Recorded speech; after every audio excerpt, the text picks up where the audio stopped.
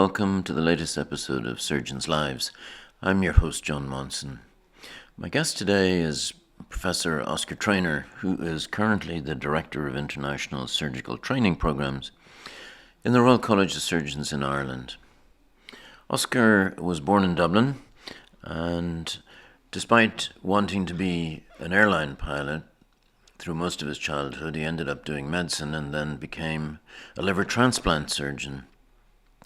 His greatest mentor and surgical idol was Professor Leslie Blumgart, who took him under his wing when he spent a year or so in London when Les was in the Hammersmith. Oscar went to do a further fellowship period in Paris with Professor Henri Bismuth and came back, and when appointed a consultant in Ireland, essentially set up the liver transplant program that is such a success in Dublin now. Please don't forget to like and subscribe to the channel. It's a great help to me, as well as sending some comments. We'd love to hear. If you prefer to listen rather than to watch, then the interview is available on all your favorite podcast platforms. So without further ado, let's go over and listen to Oscar Traynor. I'm John Monson, and this is Surgeons' Lives. Well, so thank you so much for taking time out of your weekend to join this little, very informal conversation. If you've had a chance to see any of the other conversations, you'll know that whilst it's called Surgeons' Lives, the more important piece is what I call stuff that matters, which is not really how many papers you've written or how many honorary degrees somebody has or whatever. It's some of the other stuff in life. But having said that, I always ask people to start the ball rolling by giving us a little summary of life, starting with the words "I was born in." Yeah, sure. So firstly, thank you for inviting me. I'm delighted to be here. Pleasure. And I'm conscious of the fact that I'm just the second Irish surgeon in your group, as far as I know. So it's a great honor to be here. Third, okay. Well, Vivian's in Canada. Oh, Vivian, of course. Yeah. Yes, of course. Yes, yeah. But I think he's still Irish. He definitely is. Yes, he is. Yeah. So yeah, I was born in Dublin, in Ireland, in 1951. So quite a little while ago, although in truth, it doesn't feel like that long ago. To me, it feels like maybe 25, 30 years ago maximum, but that's probably delusional thinking. So I grew up in the north side of Dublin. All through my childhood, I lived in the north side of Dublin. I was in a family of three. I was the eldest of three children. I was the first grandchild on either side of the family, on either side of the extended family. Went to school locally. My school was about a mile away from where we lived. So I was in the same area for 23 years until I graduated from medical school. So it was a fairly average childhood, I would say. We weren't particularly wealthy, but we certainly weren't poor. We were probably somewhere slap bang in the middle, I would say. So we had a comfortable childhood, but probably most of all, we were happy. We had a good childhood. And where did the medical bit come from?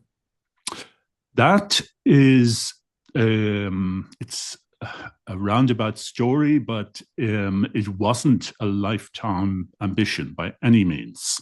So I had no medical background in my family whatsoever. Nobody in the family had any medical connections of any sort. What did your dad do? He was in the newspaper business, but not on the journalism side. He was in the management side of the newspaper business. When there was such a thing before Rupert Murdoch and all of that computerized, and the print unions and all of that sort of stuff. Absolutely, yeah. So he would have been heavily involved in a lot of that negotiation with unions. He was what at the time was called the personnel manager, but nowadays it's called human resources director. So he would have had a lot of dealings with unions and negotiations and all of that sort of thing. But throughout my childhood and adolescence, and literally until my very last week in high school or secondary school, I wanted to be an airline pilot. And nothing else even occurred to me. My sole ambition was to be an airline pilot. And I finished in school in 1968. And in the late 60s, if you lived in Ireland and you wanted to be an airline pilot, there were really only two options open to you. Either you could join Aer Lingus, which is the Irish national airline, and become a trainee pilot, or you could join the Irish Defence Forces, the Air Corps, as a cadet. And for some reason that I can't even remember now, in 1968, neither Aer Lingus nor the Air Corps were going to recruit any new trainee pilots. And suddenly I was found in a situation where I had to think of some alternative. So in the late 1960s, we didn't think the way people think now. Like in Ireland, we didn't think globally in the late 60s. Nowadays, young people nowadays in Ireland, if they want to do something, they'll go anywhere in the world to get the training that they need. But at that stage in Ireland, we just didn't think like that.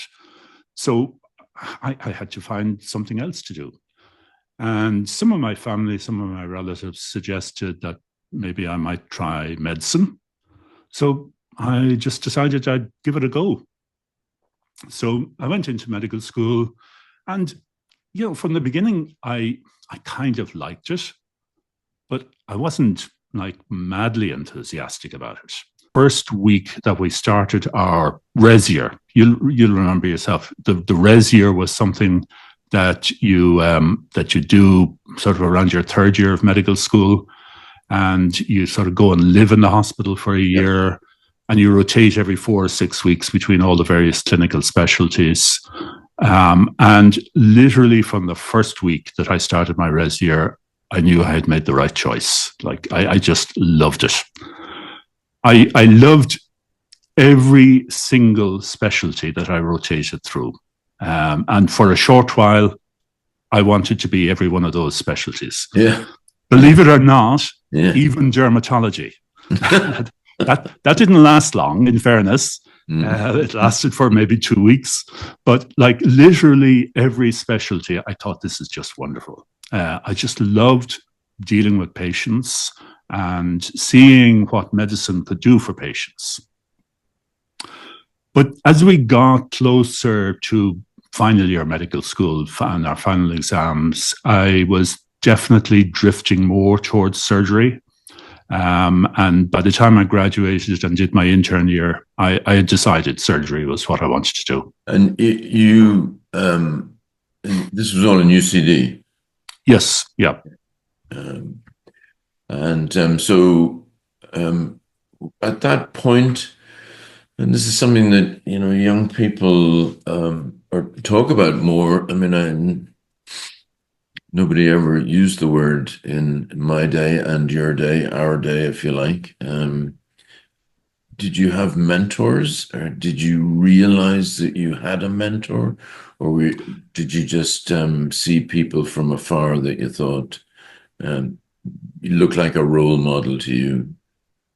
No, definitely a role model for me in my early years as a student, as a medical student, was Jimmy Sheehan, who you probably know is a famous orthopedic surgeon in Ireland. And he had just returned to take up a consultant post in St. Vincent's at the time. And it was the beginning of the era of arthroplasty. So hip joint replacements and knee joint replacements were only just starting out. And this man, Jimmy Sheehan, had actually invented a knee joint himself.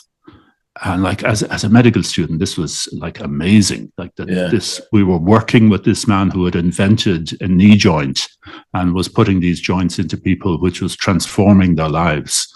Yeah. And so that undoubtedly had a very significant impact on my decision to do surgery. Whatever happened to that old loser, Yeah. Yeah. Yeah. Every now and then you see a guy like Jimmy Sheehan that comes along who seems not only does he invent a knee replacement, but then like builds his own hospital and stuff like that. Absolutely. I mean, he Um, transformed private healthcare in Ireland. yeah. No Yeah. question. We'll come back to that. Okay. So there you go. You followed the traditional training model, basic surgical training, higher, et cetera, et cetera. Did you do your BTA? Been to America, been to England, whatever it might be. Yeah, so I did my basic surgical training, as it was called then, in Dublin. And as you know yourself, John, in basic surgical training in the Irish and UK system, you rotate through various different specialties. And it's really only in year 3 or 4 that you kind of differentiate into the specialty that you want to do for the rest of your days. So I did my 3 years of basic surgical training in Dublin. And then, like most of my colleagues at that time, I went to the UK. So I went to London for 3 years, worked on the Hammersmith Hospital rotation, which is a 3-year rotation between Ealing Hospital and the Hammersmith Hospital. Yeah. And that was a really interesting time because the Hammersmith Hospital had just appointed Les Blumgart as the head of surgery at that stage. And it was a time of phenomenal change. In truth, the Hammersmith Hospital Department of Surgery was kind of coasting along for a while. And the Royal Postgraduate Medical School, which was the academic body which oversaw the Hammersmith Hospital, they decided that it was time to shake things up a little bit and to make some changes. And so they recruited Les Blumgart, principally for 2 reasons, I think. Firstly, he had a reputation for shaking things up. And secondly, he was bringing this brand new specialty of liver surgery. Yeah. And at that time, nobody else in the UK was doing liver surgery. And he came, if I recall correctly, from Glasgow. Yes, he did. Yeah. He'd been working up in Glasgow. You probably won't have noticed this, but I've noticed it sitting on this side of the table. At least half a dozen people that I've interviewed over the last year or so on the podcast have been touched in some very significant way by Les Blumgart, and in all of his geographical locations except Glasgow. Hammersmith, Bern, New York, etc. It's quite extraordinary. I mean, the guy was a larger than life character in many, many, many respects and an enormous contributor. But it's just very interesting. There's no other surgeon actually, and this is not. It's a statistical aberration, no doubt. Just the people I've talked to, but it is interesting, and everybody has the same. Multifaceted recollection. Yeah, absolutely. That's a good term, isn't it? Yeah. So when he came into the Hammersmith, he definitely took the tree and gave it a good shake, and a lot of apples fell off, hit the ground, and were never heard of again. Yeah. He quite literally came in and told people to clear out their offices, pack their bags, and just go. And they just went, and they literally never surfaced again in British surgery, as far as I know. Yes. So I started there on the 1st of January, 1980, and he was there about 18 months at that stage. And when I started there, it was like the day after an apocalypse. It was a scene of utter devastation. But already, even at that stage, there were green shoots starting to appear. Yeah. Like there was definitely a feeling of optimism among the people who had survived. There was a great feeling of optimism, a great feeling of rejuvenation in the department. And for reasons that I'll never fully understand, from day one, Les Blumgart and I clicked. Like, we got on famously. I was his registrar, and it was probably, thinking back on it, probably for no reason other than the fact that I was new blood coming in, new blood that he had recruited in. And this was the start of the new era in the Hammersmith. But we got on great. I worked really hard for him. It was definitely the hardest year of my entire career. Like, I really worked hard. But in return, he took me under his cloak, and he became like a godfather. And he became my mentor. And for years, he was intensely loyal.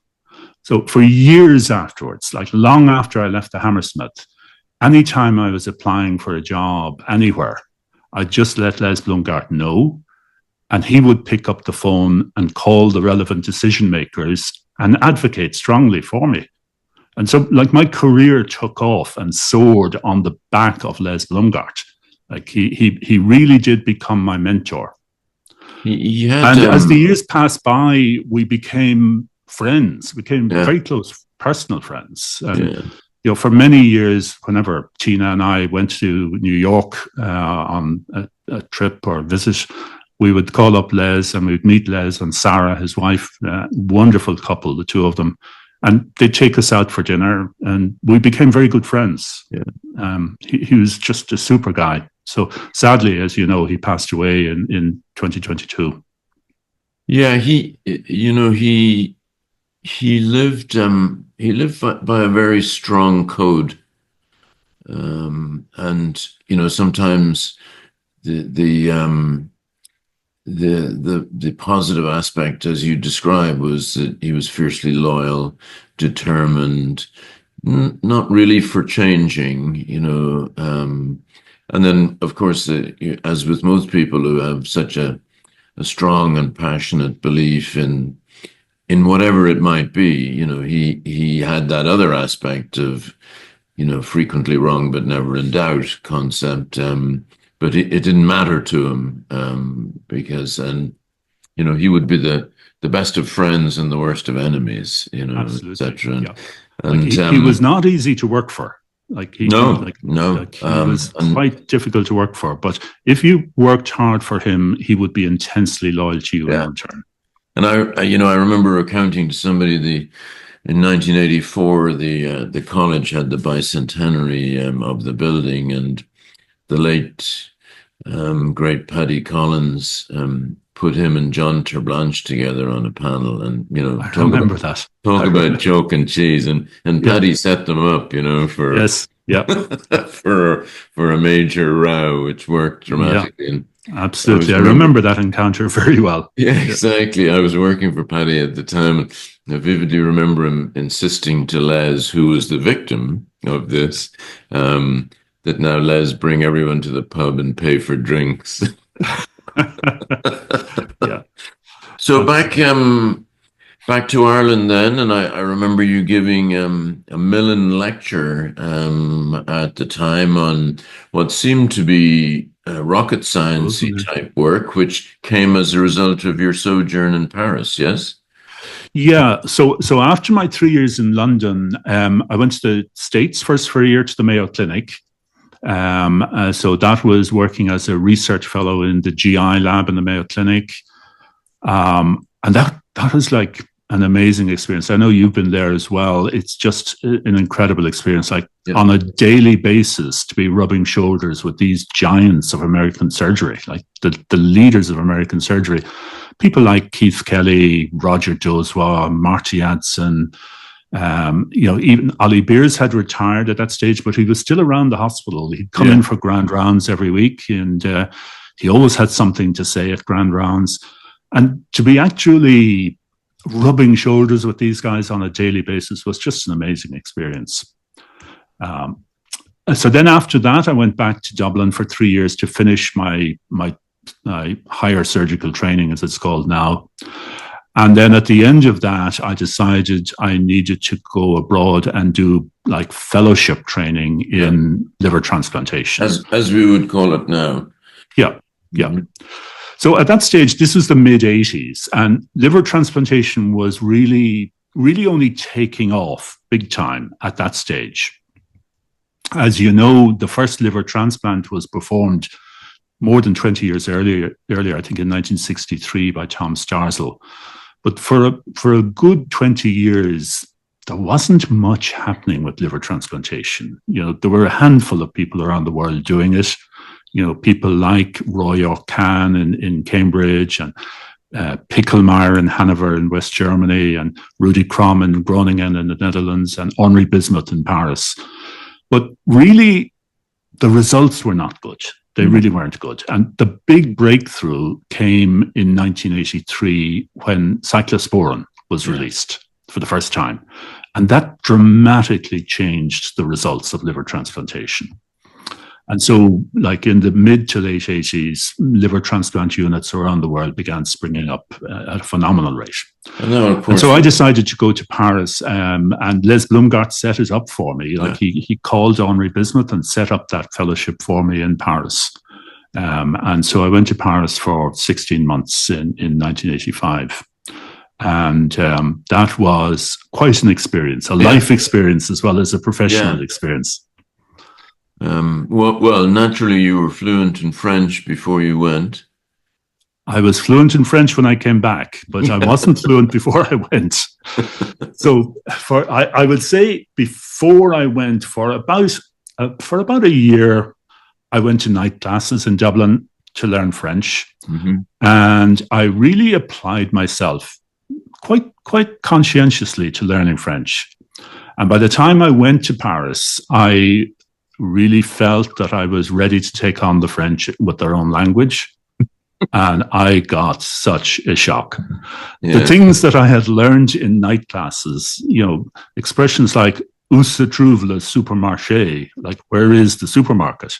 were actually of no value to me when we were doing grand rounds and we were discussing the nuances of post-transplant rejection. So for the first 2 or 3 months that I was there, I literally did not understand a word that people were saying to me. Like, I used to nod my head knowledgeably and smile. And then when Henri Bismuth would turn his back, I'd ask my colleagues, what did he say? Because I hadn't a clue what people were saying.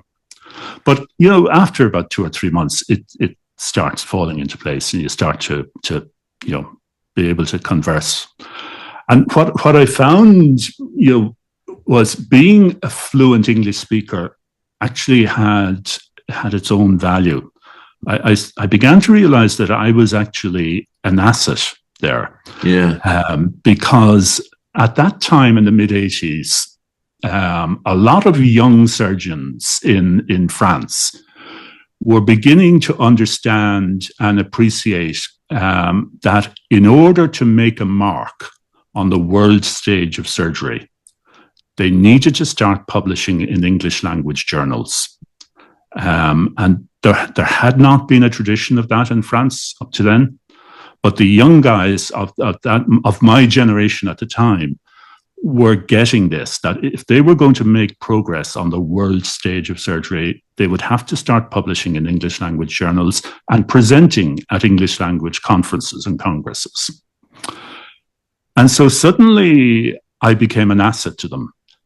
Because they could speak English reasonably well and they could understand English reasonably well, but writing was a challenge. Yeah, and so I started getting co-opted into all of these research projects on the understanding that I would write the manuscript. And so it actually was my most prolific time in my entire career. I published 12 papers in 16 months. I never published as many either before or since in such a short time frame. And it was purely because I was a native English language speaker. So what was initially a challenge with the language actually turned out to be an asset in the end. Now, when you came back, was your determination to do, because there were two things that were being developed at the time, transplant, as you say, was the most obvious one. But in Ireland really didn't have a true liver resectionist as such at the time. And, around the world there were the liver resection folks, but it was it was a little bit ahead of transplant, but it was still, and certainly what Henri Bismuth was talking about in segmental, parenchymal preservation, etc., was like wild sort of stuff. So was your determination, your vision, privately held or publicly stated, it didn't really matter, to set up transplantation or the resection? Both.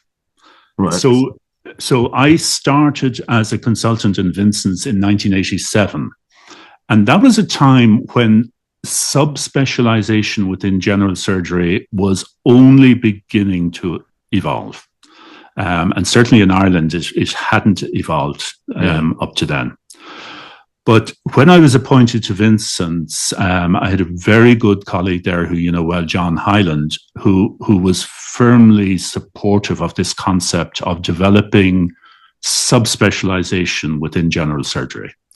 And so we decided that I would do the hepatobiliary and transplant, and that he was going to lead out on the colorectal side.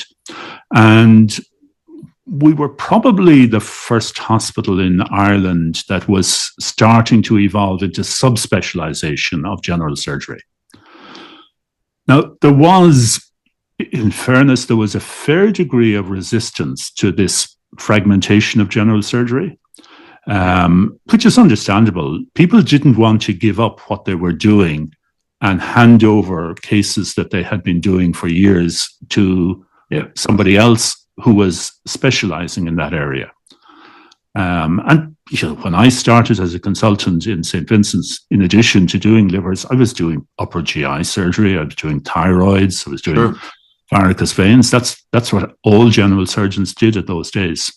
And it wasn't easy to give up that surgery. I mean, a lot of that surgery is fun surgery to do, as you know, like thyroids are very satisfying operations to do.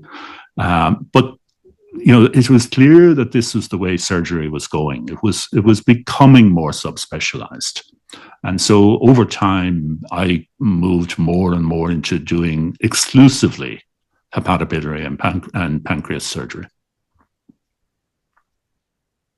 I mean, when I went to Hull, which would have been 6-7 years later, in an NHS system which had a much less developed private sector. There was a private sector, maybe 10% of people's lives, a lot less than in Ireland, where it was, 50-50, if you like, or the resistance was still there because it's in Ireland, you've got the professional not wanting to give up stuff as well, and the financial side as well, because there's always this synaptic issue that thinks, oh my God, if I give up a varicose vein today, I'll have to sell the house next week, Yeah. But what struck me in Hull was the key and they were remarkably subspecialized. And Peter Lee deserves a lot of credit for that, actually. Was the key to success was that if everyone has enough work to do, if everyone has enough work to do, eventually they realize that this is the right thing to do, because Absolutely. You're much better at what you do. You don't have that ridiculous operation that I hate doing that I have to do next week. But if there's one person who's, for whatever reason of, luck of the draw of specialty or subspecialty, don't have enough to do,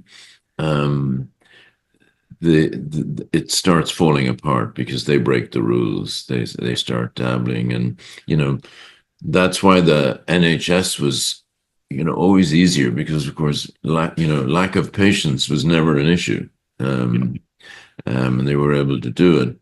And it's still, you still see that, surgeons there's something wrong with surgeons' brains. They go, oh, I'm not giving that up, and, they always have this concept of believing that, I haven't done that for 30 years, but I'm really good at it, Exactly.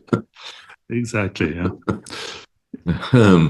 So you were, and it's we can say with the passage of time and the benefit of hindsight and all of those cliches that liver transplantation now in Ireland is a very different thing to the way it was when you were taking those first steps. But it wasn't easy, if I recall, and there were bumps in the road and fingers pointed and whatever you want to say. I mean, it was a tough road. It surely was, but as you know, John, like every achievement in life, if it comes easily to us, it's not that great. It's not that satisfying. The best achievements in life are those that have challenges along the way, setbacks, obstacles, even the odd failure along the way, and you overcome those and still get your achievement. Then that's much more satisfying. Certainly, the liver transplant program fits that category. Yeah, and there's a difference between business failure and what is promoted as personal failure. And there's nobody more personal than surgeons. That guy killed that person or whatever, and that's tough for, in a very minor way. I remember, the slings and arrows when we were starting laparoscopic colorectal work, there was a lot of that sort of stuff going on. But there were, I wasn't the only person doing it, whereas for a while you were the only person doing it. And I can imagine that was not easy for you. Sure. I mean, that was the biggest challenge starting out, that we did not have the infrastructure that's needed. Liver transplantation of pretty much of all surgical procedures is not just about the surgery. Yeah. You have to have the entire infrastructure around it. Not just the surgery, but also the anesthesiology and intensive care, the medical hepatology, all the specialist nurses, histopathology, interventional radiology. Yeah. The list goes on and on. And if you don't have that infrastructure, then it's very difficult to be successful. And when we were starting out, we didn't have that infrastructure. And the reason we didn't have the infrastructure was, at the beginning, the Department of Health in Ireland, who are the funders, were not totally convinced that there was a need for a liver transplant program in Ireland. So according to their calculations, they estimated that the need for liver transplantation in Ireland would be somewhere between 12 and 15 patients per year. And they quite rightly said that that's not a viable program. Yeah. I would completely agree with them on that. But we, on the other hand, according to international figures, we believed that the need would be somewhere between 38 and 45 per year. And that definitely is a viable program. Yeah. So we had a bit of work to do to persuade them, to show them, to collect all the international figures, show them these figures, and then convince them that actually there was a need for a program in Ireland. And in fairness to them, I would have to say that once they accepted that there was a need for a program, they 100% bought into it. So they came back to us and said, okay, we're going to go ahead with this. Give us a shopping list of what you need to make this program work. And we prepared a fairly ambitious shopping list for them with lots of staff members and lots of equipment. It was a very comprehensive shopping list, and we gave it to them. And they gave us 100% of what we were looking for on that shopping list. So, I would always give credit to the Department of Health, although they were initially skeptical about the need. Once they bought into it, they supported it 100%. And were you able to buy everything on the shopping list? I mean, people and equipment as well, because having a list and having the money is different to actually being able to find it. Sure. And we did on both sides, we recognized that this was going to be a challenge. And we decided it was probably going to take 2 years to recruit everybody that was on that list and to get them trained up appropriately.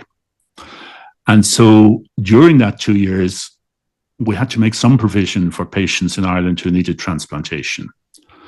So we came up with what at the time was a fairly novel approach. We decided with the Department of Health that we would have a 2-year twinning arrangement with an already established program in the UK, a program which was already up and running and getting very good results. Yeah. And so after a good deal of research and visits and site visits and everything else, we decided that King's College Hospital in London was the most appropriate site to have this twinning arrangement. And so for that period of 2 years, every Irish patient who needed a transplant went to King's to have their transplant. And at the same time, the newly recruited team members were rotated through King's for varying periods of time to be upskilled and be ready to come back to Ireland when the program restarted in Ireland. And that's so when at the Jerry end of the 2 years, for example. Sorry? That's when Jerry McEntee went over. Exactly, yeah. And Jerry was absolutely key to the success of our liver transplant program. Like he was a vitally important cog in the wheel, you know, he really was. Jerry has probably 2 attributes which were key to the success of the program. Firstly, he truly has exceptional technical skill. Yeah. Jerry is probably the finest technical surgeon I ever worked with. Like he really has very good technique, and he's one of these surgeons who, the more complex and difficult a surgical case is, the better he performs. Yeah. But his other attribute is probably even more important in many ways, and I'm sure you'll agree with this. He has extraordinary tenacity. Jerry never gives up on anything. And once he's committed to something, he will stick with it till the end. And so I can think of countless patients who went through our program who left hospital alive, but would not have left hospital alive if Jerry hadn't been involved. He just has extraordinary perseverance. He does. And I'll tell you, I would add a third thing to that list that helped a lot. Jerry, as you know, was one of the best football players in Ireland. Yep. And at that time was quite a prominent national figure. Yes. And widely liked as a GAA player. And suddenly, instead of just this Vincent surgeon that, you know, was just a Vincent surgeon, now you had a guy who was, my God, he's a surgeon, and sure, it's Jerry, you know. There must be something right about what's going on here. And that's just luck, because it was able to deflect and add a sort of a much more positive side to things that you know, that you or I could never have done, because you know, nobody knew who the hell we were. You know? Yeah, absolutely. No, so, he's... Now, when I look at your, and you know, we look back now, 20, 30, 40 years, or coming up to 40 years, it's a whole different story. But in that period of time, halfway through that 40-year period, you started developing this other string to your bow. Was that serendipitous, intentional? Was there a cunning plan, as Rowan Atkinson would say? Was there a cunning plan? Because you don't seem to have given it up. I mean, you've changed titles, but they can't get rid of you. You know? Exactly. Yeah, I'm like one of those really difficult metastases. You know, every time you think it's gone away, it pops up in another part of the body and under a different guise. Exactly. That kind of sums me up. So yes, no, it was my move into surgical education in the Royal College of Surgeons in Ireland, RCSI, was kind of serendipitous. So the previous holder of that office, the role was called Dean of Postgraduate Surgical Education and Training. Probably your viewers in North America have no idea what that term means. It's not a commonly used term there, but basically it was the sort of the training director of surgical training for Ireland, for all of Ireland. And the previous holder of that office was Joe Diagnan, who had just been elected onto the council of the college. So if you're on the council of the college, you can't hold any role, any employed role in the college. So he gave up that role, and I applied for the job. He convinced me that I should apply for it and give it a try. So I applied for the job. I was appointed for a 3-year term of office, but I think they forgot to set the timer because somehow 23 years passed by until somebody woke up one morning and said, "Do you know, Oscar's 3 years must be nearly up soon." And so 23 years passed by, and it just went in a flash. Like, it's extraordinary how quickly time goes. So, and during that 23 years, of course, you transitioned out of clinical practice, and now you have a separate role for international surgical training programs. So you've shared, if you like, 2 careers, a quarter of century each, if you like. If you had to choose one of them, you could only have done, in retrospect, you're only allowed to do one of them. Which one would you do? It would definitely be my clinical role. The clinical surgery is just as good as it gets, really. I mean, I loved my role in the College of Surgeons. I loved a more recent role I had as Director of Clinical Governance in one of the private hospitals in Dublin. I loved all of those roles, but clinical surgery that's the pinnacle, really. Yeah. Now, and I know you don't speak for the college, and therefore I'll give you the disclaimer for this. I had a conversation last week with a retired surgeon who was visiting America, and he was saying in his hospital down in the Southwest, there was a bit of a ruckus because the patients were on trolleys, and they'd run out of trolleys and one thing or another. And I was reminding him that some almost 40 years ago, there was a bit of a ruckus when I was a trainee in the Meath, if you might recall, when the patients ran out of trolleys, and myself and an orthopedic trainee who shall remain nameless, but I'm sure you remember who that was, called the media one morning and said, "Listen, you need to come down here and see what's going on."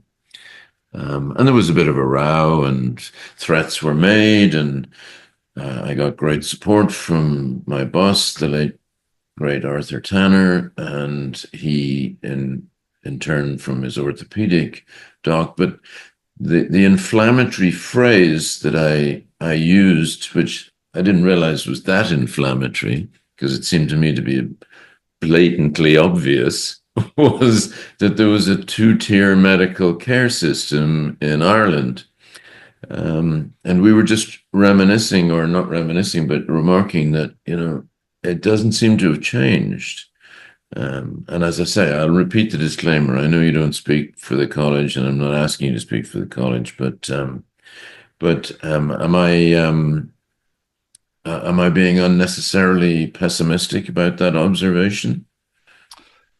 Yeah, I mean, there are times that you look at the healthcare system in Ireland and you just get filled with depression, really. I mean, there are times that it just looks like it's not getting any better.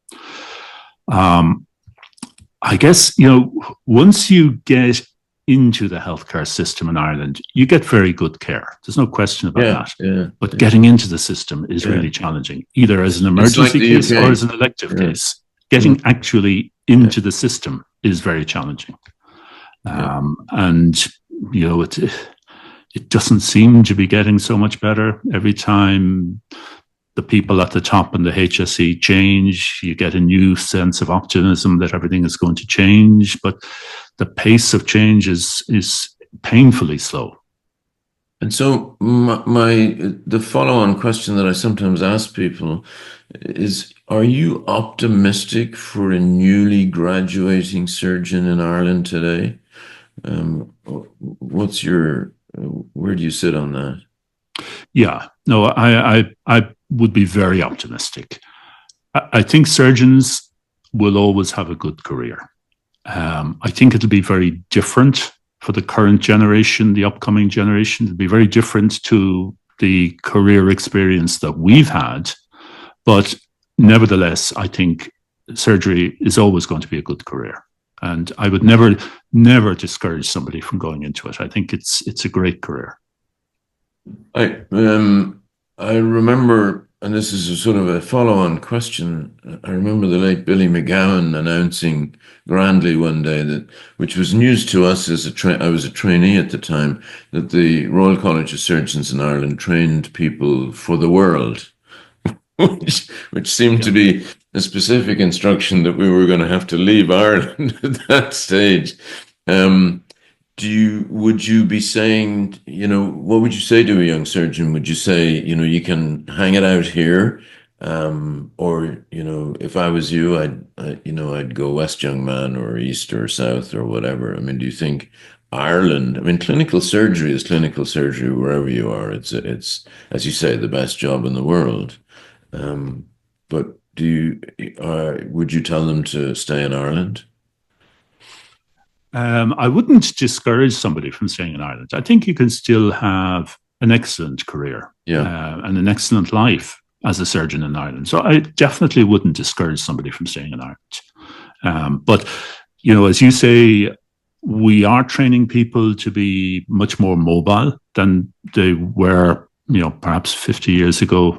People are prepared to just pack their bags and go elsewhere in the world and will be accepted anywhere in the world. Like, there's much more mobility within our specialty than there would have been maybe 50 years ago. Yeah, I mean, although the Irish have always been good travelers in terms Yeah. of because of the size of the country, etc. Okay, I'm going to pivot now for the last few minutes and ask you some non-surgical questions. Okay. Now, I think I know the answer to the question as to who your surgical idol was. I mean, we'll plug Les into that category. Definitely. Yeah. But what about your favorite movie? Well, I would have to.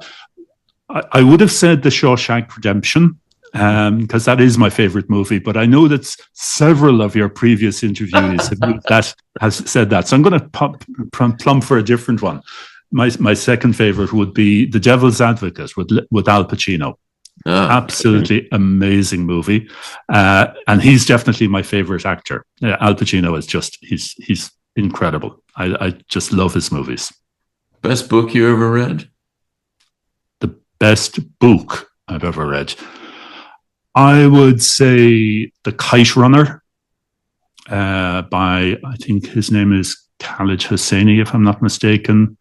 It's set in India. The book is out about 20 years ago now, 25 years ago. Brilliant book, absolutely amazing book. And in one sentence, what is it? What is it about? It's about two young boys from different backgrounds in India growing up and the different experiences they have and how they deal with that. All righty. Favorite food? Favorite food? Ribeye steak done on the barbecue. Oh, okay. Rugby or Gaelic? Rugby. So that was a degree of sort of, why are you asking me this question? Yeah, I sometimes ask people if they weren't a surgeon, what would they be? But you told me that at the very beginning of the conversation, you'd like to be an airline pilot. But if you were able to pick and choose a new talent that you always wished you had, what would it be? If I could pick a new talent, playing a musical instrument. Yeah, yeah. Playing the piano. It is extraordinary. It's extraordinarily awe-inspiring. Yeah. When you watch and you think, and you forget about the 10,000 hours concept and one thing or another. It looks as though they just were able to do it one day. Yeah, yeah. What happens when we die? When we die, oh my goodness. Um, Honest answer is I actually have no idea, John. I'm at a stage in life where I probably thought about this a lot more than I have ever done in the past. And so I have given it a lot of thought, but I honestly don't know. I would kind of like to believe that there is another life out there, but I'm not sure that I really do believe that. I think on balance, I probably believe that when we die, we die. And you might come back, maybe reincarnated in a different form, maybe as a new postgraduate dean, without without the college realizing it. Beatles or Stones? Oh, Beatles, no question. Have you ever asked anyone for an autograph? Ooh, certainly not in the last 40 or 50 years. In my childhood, I'm sure I did, but I don't even remember. And if you had on a Saturday night, you were having a dinner at home and you had two spare seats and you could invite any two people from history, alive or dead, who would you invite? All right. Well, that's an easy one, John. I don't even have to think about that. Unquestionably, the first person I would invite would be Michael O'Leary, CEO of Ryanair. Now, I'm conscious of the fact that probably your North American viewers have a clue who Michael O'Leary is, but certainly everyone on this side of the Atlantic knows exactly who I'm talking about. I think they've heard. I think they've heard of Ryanair. To be honest, I mean, they probably have. Yeah. It's like it is probably the second most successful brand in Ireland after Guinness, second only to Guinness. Yeah, an incredible success story, and one which is almost exclusively due to Michael O'Leary. Like he's just an incredible person, and I'm a huge admirer of his. He's a complete iconoclast, as you know. Like he challenges everything that people have believed for years. He challenges it. He's not afraid to speak up to anybody. He's not in awe of anyone. And he has just been an extraordinary success story, but incredibly entertaining. Like he'd be great at the dinner table. And what would be the first question you'd ask him? What makes him tick? Yeah. And who would be sitting beside him? Well, the second person I'd have at the dinner table, but I'm not sure I'd have him sitting beside Michael O'Leary, would be Elon Musk. Right. Now, that's a strange choice because, but he's just so, he's so wild and unpredictable, and you just don't know what's going to come out of his mouth next. But he must be an incredibly smart guy. He has to be, because he's the wealthiest man on the planet. There must be a very smart brain in there, but some of the things he comes out with are just so wild and just unpredictable. So I would definitely have him there because I'd love to just sort of talk to him and just see what it's all about. But I think maybe if I put him sitting beside Michael O'Leary, they'd probably kill each other. So it might separate them. Yeah, exactly. And if you had those two for dinner, the other possibility is that it might be a while before any of the other guests came back to your house again. Yes, exactly. It's just a possibility because they're both pretty polarizing figures. Absolutely. To Yeah. be fair. What's your biggest extravagance? My biggest extravagance, my car. Your car? Yeah. And what is your car? It's you'll appreciate this, John. It's a Jaguar XF 3-liter diesel. Probably worth nothing now because nobody wants to buy a 3-liter diesel. But it's a great car. Fair, no normal person should have bought a 3-liter diesel in the first place. Yeah. There was a time in Ireland about 5 or 6 years ago where we were being encouraged to buy diesel. Sure. And no sooner had I bought it than they changed and said, no, that's not the right thing to buy. Yeah, exactly. What's the best piece of advice you've ever been given? Buy Ryanair shares. And did you? I did, yes. Oh, well, that's something. Yes, you've been blessed with this. Is the only reason you're having Michael O'Leary to dinner. The last question I want to ask you is, what do you think the next big thing in 10 years or 15 years will be in surgery, or indeed outside of surgery? I think artificial intelligence is going to change surgery and healthcare in ways that we can't even imagine yet. I think it's going to have a profound impact on diagnostics, decision making, decision planning. I think it's going to have profound impacts, and we probably can't even imagine yet the extent of changes that it's going to bring about. Do you worry about it, or you just let it flow? No, I don't worry about it. I think it'll change things, and we have to change with it. We're going to have to adapt, but I don't worry about it. I think it will make things better for patients. There's no question. Yeah, yeah.